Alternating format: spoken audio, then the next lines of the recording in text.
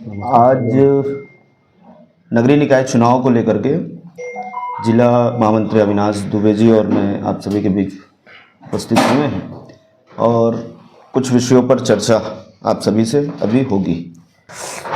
आप सभी को नमस्कार। आज भारतीय जनता पार्टी की ओर से हम कुछ गंभीर विषयों पे नगर निकाय चुनाव जो नगर पालिका धमतरी का जो होना है उसके विषय में हम अपना विषय रखना चाह रहे हैं। तो सर्वप्रथम आप सभी को विदित है, छत्तीसगढ़ की जनता जानती है कि भारतीय जनता पार्टी का एक मंत्र है जिसको हमने आत्मसात किया है कि हमने बनाया है और हम ही संभालेंगे।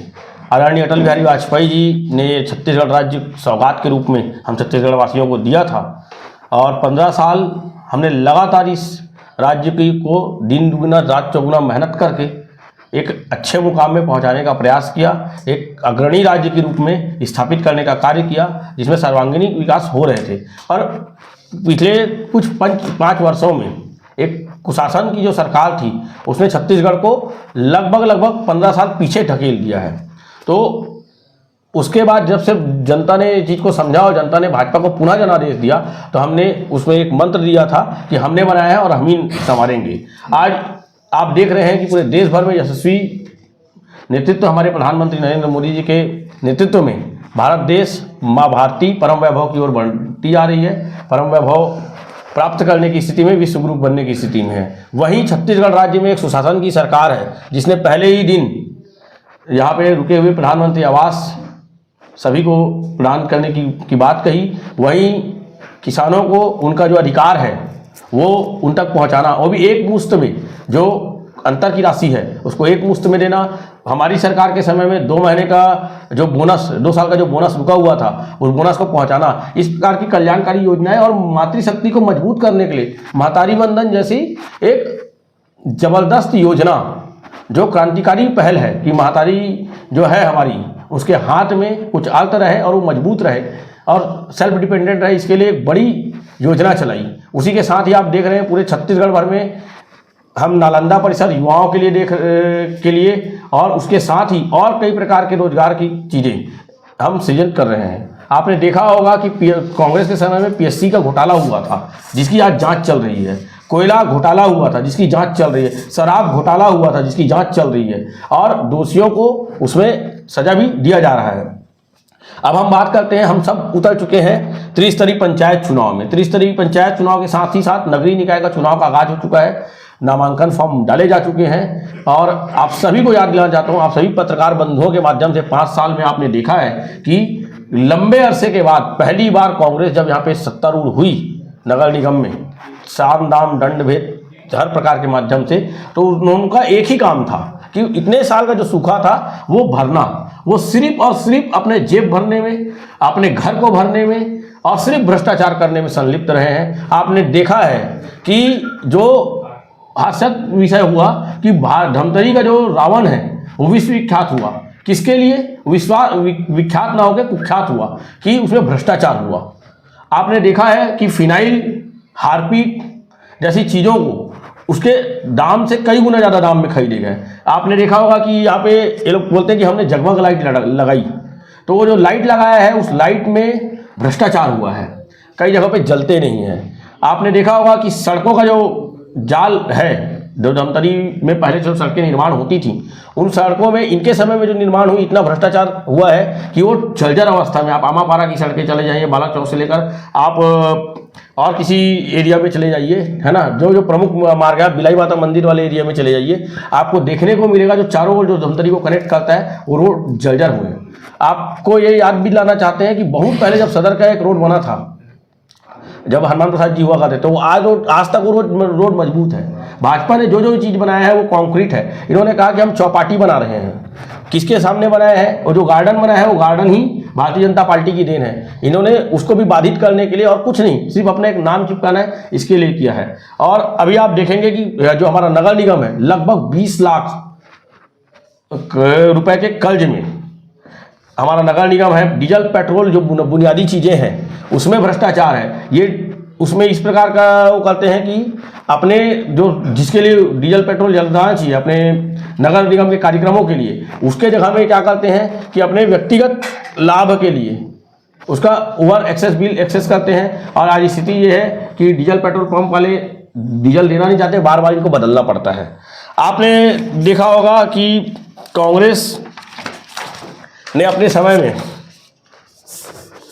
जो यहाँ की जल निकासी की समस्या है उसका कोई भी निदान नहीं किया है। कांग्रेस विकास के काम में लापरवाही करती जा रही है। रेलवे स्टेशन के पास के लोगों का विस्थापन करने का था, अटल आवास परिसर बनाने का था, वो काम अभी भी पेंडिंग पड़ा ही हुआ है। आपने देखा होगा कि यहाँ ऑडिटोरियम बनना था, धमतरी की जो मांग थी वो अभी का अभी हमारे समय में ही वो काम चालू हुआ था और अभी तक वो पूरा नहीं हुआ है। संभवतः वो हमारे समय में पूरा हुआ, इसीलिए हमने स्लोगन का है कि हमने बनाया है और हम ही संभालेंगे। और ये इसके लिए भी लागू होता है कि धमतरी नगर निगम को भारतीय जनता पार्टी ने ही डॉक्टर रमन सिंह की सरकार में हमने इस नगर निगम बनाया था और इस नगर निगम को के सर्वांगीण विकास के लिए भारतीय जनता पार्टी तत्पर रहेगी। और जितने भी भ्रष्टाचार हुए हैं उन सारे भ्रष्टाचारों पे कार्रवाइयाँ लगातार होंगी। एक चीज़ और है जो इन लोगों ने नगर की जनता को वंचित रखा है, खासकर छोटे छोटे छात्र छात्राओं को, उनके जाति प्रमाण पत्र का मामला। सामान्य सभा की बैठकें होनी चाहिए समय समय पे, 6 महीने में सामान्य सभा की बैठकें होती हैं, लेकिन कांग्रेस की सरकार में महापौर एक सामान्य सभा की बैठक को छोड़ के भाग जाते हैं अपने बजट को पेश करने की जगह। उसके बाद वो कभी दोबारा पलट कर सामान्य सभा की बैठक कराते ही नहीं है। इसका खामियाजा ये भुगतने को मिला कि चलो ठीक है, आपका 5 करोड़ का काम जो सैंक्शन हुआ था वो वापस चला गया, लेकिन उसके साथ ही हर साल लगभग 100 से ज़्यादा आवेदन जो जाति प्रमाण पत्र के जो बच्चे जो के आते हैं वो लंबित है। कम से कम आज के डेट में 500 से ज़्यादा वो परिवार इस चीज़ से वंचित है और उनके भविष्य के साथ खिलवाड़ हो रहा है। तो भारतीय जनता पार्टी आते ही सबसे पहले ये सारे कामों को पूरा करेगी। और इसके साथ ही हमारे मीडिया प्रभारी जी आपको कुछ आंकड़ों में जानकारी देंगे, मैं उनको आमंत्रित करता हूँ।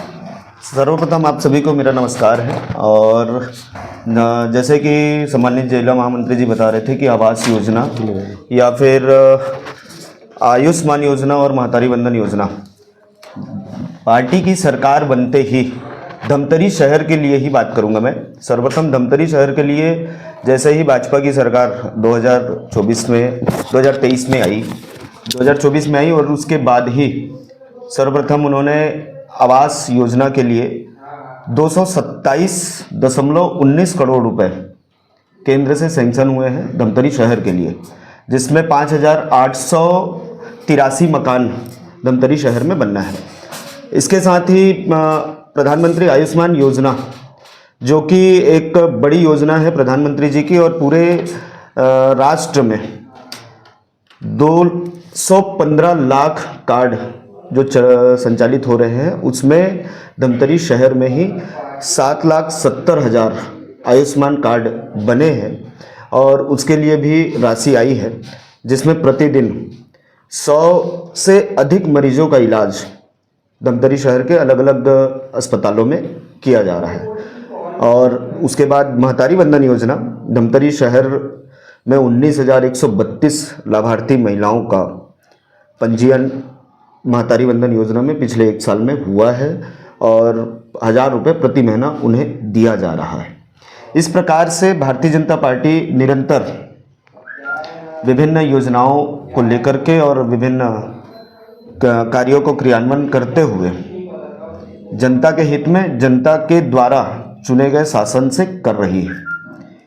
और आने वाले समयों में भी भारतीय जनता पार्टी की सरकार नगर निगम में बैठेगी और जैसे हमने पहले भी कहा था डबल इंजन की सरकार, इस बार हम ट्रिपल इंजन की सरकार के साथ नगर निगम में कार्य करेंगे और माननीय रामू रोहरा जी के नेतृत्व में धमतरी शहर का विकास होगा और एक अलग पहचान पूरे राज्य में और पूरे देश में धमतरी शहर की होगी।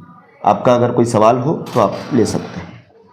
अभी चुनाव से पहले आपके प्रत्याशी महापौर और भाजपा के प्रदेश महामंत्री द्वारा 31 करोड़ रुपए सरकार से निगम के जो लाए हैं, उसकी स्थिति क्या है? क्योंकि कांग्रेस बोल रही है कि ये सरासर गलत है और 6 लाख रुपए बसाया उसको ज़्यादा बता रहे हैं।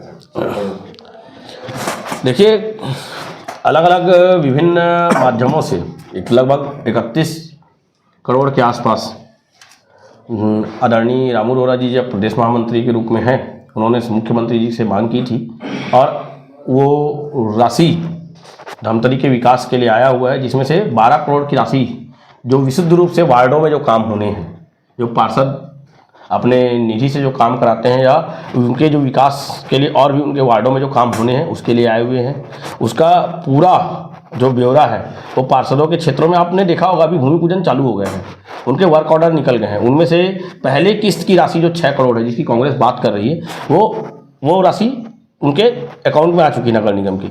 बाकी आपको भी पता है कि कार्य होते हैं तो स्टेप बाई स्टेप उसके पैसे आते हैं, वो है। उसके अतिरिक्त जो मतलब कि अन्य जो जैम पोर्टल के माध्यम से जो सामग्रियों का क्रय करना है उसके लिए भी राशियाँ आई हुई हैं। उसके अतिरिक्त इन्होंने एक 5 करोड़ का जो एक बजट बनाया हुआ था विकास कार्यों के लिए, जो इनके सामान्य सभा में आदरणीय विजय देवांगन जी के भाग जाने की वजह से, बजट को छोड़ के भाग जाने की वजह से जो लैप्स हुआ था उसको भी वापस दिलवाने के लिए मुख्यमंत्री जी से आग्रह किया गया था। वो राशि भी और वो काम भी स्वीकृत हुए हैं और उनकी भी राशि आ चुकी है। अब रही बात इनका ये कहने का, देखिए एक समय में यही जो महापौर जी हैं और जो यहाँ के कांग्रेस के विधायक जी हैं, ये एक समय मीडिया के माध्यम से, प्रेस के माध्यम से, पत्रकार बंधुओं के माध्यम से ये धन्यवाद करते हैं रामू रोहरा जी का। लेकिन आज जब रामू रोहरा जी प्रत्याशी हो गए हैं तो वो उनके ऊपर आरोप लगा रहे हैं कि नहीं वो इस प्रकार का नहीं आया है। तो ये पहले खुद क्लियर हो जाए, अपना कॉन्सेप्ट क्लियर कर ले कि इन्होंने तब सही सच बोला था या आज सच बोला है।